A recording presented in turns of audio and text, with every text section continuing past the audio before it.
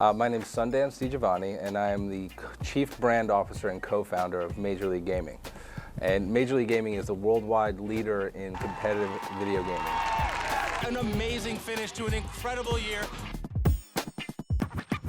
We run live tournaments all across the US and in Canada now, and tournaments online. Basically, we are the only worldwide established league for competitive gaming at a pro level.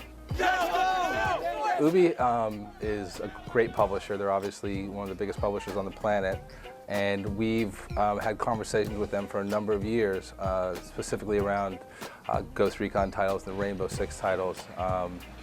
And we finally just kind of lined things up and were able to click in order to get Rainbow involved in our pro circuit events, our live pro circuit events last year, which was huge for us because it's an expansion into, it's a AAA title. It's one of the biggest selling titles out there, obviously.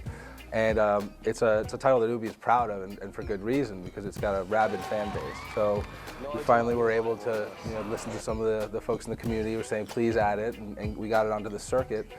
And it worked for us pretty well. We were really impressed with just the passion of the teams. I mean, it's a different game than our other games, which we like. It's very tactical, and we were rolling that out just to see how it was going to do, and it performed really well. So well, in fact, that it brought us to this relationship with Ubi, which is a little bit deeper than just running a game. Great idea came along that, hey, why don't we get involved in actually working on a level and have that level be derived from our live event setup. And it just seemed to all line up really well, and one thing led to another, and now we're in the game. So we went up to Montreal, we sat down, we got to talk with some of the marketing folks, we got to talk with some of the actual developers, take a look at some of the maps, and even a rough draft of a map of our event space, and it just kind of led to an ongoing dialogue with the designers and the art people in terms of, is this too many choke points? Are there enough access points to get into the core of this map where all the action is going to happen?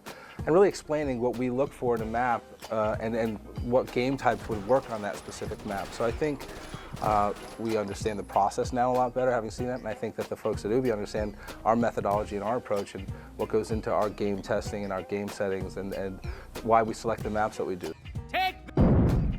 Multiplayer developers and designers, the more we talk with them, the more respect we find that they have for MLG, and the more they welcome the input. I mean, a AAA title costs millions of dollars and years to make, sometimes many years to make. So you want to get a good return on that, and one of the best ways to do that is to really listen to the audience. Publishers have a lot on their plate with just putting out a title, getting it done on time, getting everything built into it. So what we're able to do is come in and say, this is what we have seen in the past with communities, this is what makes a game sticky, meaning somebody will play it again and again and again. And to work with Ubi, we're able to share that information. We're able to say, try this with a level, maybe that'll make it a little bit more balanced for competitive play. So whether or not you're a top-level pro gamer, or you're a casual player, if you're into the FPS genre, there are certain things that can be built into a game which will attract that audience and keep that audience really engaged for a while.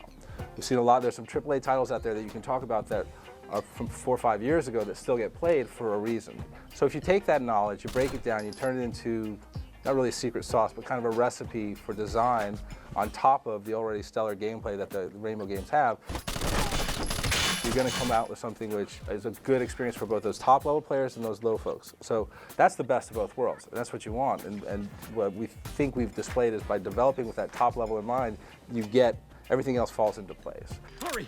They're headed to the monorail station. It was a nice relationship to be able to see that take shape and to see where we landed compared to where we started, because there's a big difference in the final product, and it's because both sides came together and the end result is pretty solid.